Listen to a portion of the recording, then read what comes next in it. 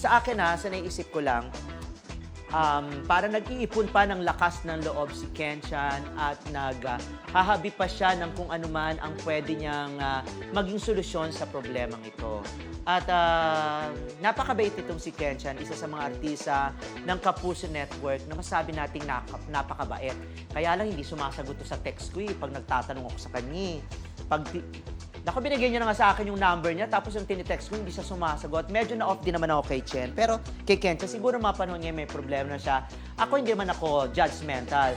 I wanna give him the benefit of the doubt. Oh, English John, charot. Okay, moving on. At sana nga, di ba, sana nga ay malagpasan ni Kenchan itong problema niya na ito na aayon din naman sa gusto niya. Gaya nga sinasabi ni Christopher Min, pwede mo naman tong pag-ipunan, pwede mo naman tong patak-patak, pwede naman tong hulug-hulugan. Hindi ba? Basta ang importante, harapin mo to at pwede ka naman mag-bail para sa kaso mo.